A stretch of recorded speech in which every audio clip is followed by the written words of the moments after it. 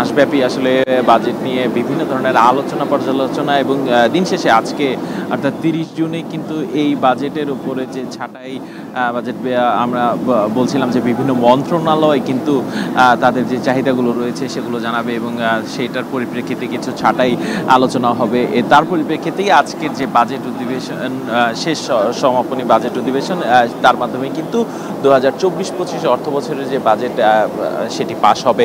এবং আমি একটু বলে রাখি, বড় রকমের আসলে কোনো ধরনের পরিবর্তন ছাড়াই কিন্তু এবারের এই 24-25 অর্থ বছরের বাজেটটি পাশ হচ্ছে এবং সেখানে প্রবৃদ্ধি ধরা হয়েছে 6.75% এবং মূল্যস্ফীতির টানার জন্য লক্ষ্যমাত্রা ধরা হয়েছে 6.50%। তবে সেখানে কিন্তু অর্থনীতিবিদরা বলছেন যে সেখানে কিন্তু আসলে কতটা আসলে বাস্তবায়ন হবে সেটা নিয়ে কিন্তু এক ধরনের একটু শঙ্কা রয়েছে। এছাড়া যদি আমি একটু নির্দিষ্ট করে বলি, সেটি হচ্ছে যে সংসদ সদস্যদের গাড়ি আমদানিতে শুল্ক আরোপ করার যে প্রক্রিয়াটি ছিল সেটি কিন্তু বাতিল হচ্ছে কিন্তু বলে আমরা এখন পর্যন্ত জানতে পেরেছি যে 25% শুল্ক দেওয়ার কথা রয়েছিল, আরোপ করার কথা রয়েছিল, সেটি কিন্তু এখন পর্যন্ত শুল্ক মুক্ত সুবিধাটাই কিন্তু বহাল থাকার কথা আমরা জানতে পেরেছি। এছাড়া যে আপনার অর্থনৈতিক অঞ্চলগুলো রয়েছে সেই অঞ্চলগুলোতে যে বিনিয়োগের ক্ষেত্রে এবং যে মেশিনারিজের ক্ষেত্রে আসলে শুল্ক আরোপের একটা প্রস্তাব দিয়েছিল এনবিআর, সেটিও কিন্তু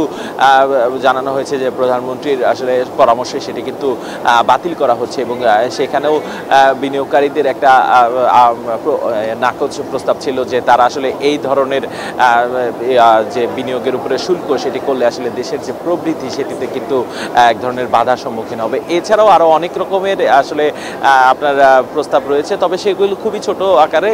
তবে মনে করা হচ্ছে আর কিছুক্ষণের মধ্যেই, হয়তো ঘণ্টাখানেক মধ্যেই যে বাজেট সেটি পাশ হয়ে যাবে এবং সেই বাজেট পাশ পরবর্তীতে রাতে কিন্তু সংসদ সদস্যরা একটি নৈশভোজেও যোগদান করবে বলে জানিয়েছে আমাদের এই সংসদ সচিবালয় থেকে মাজার।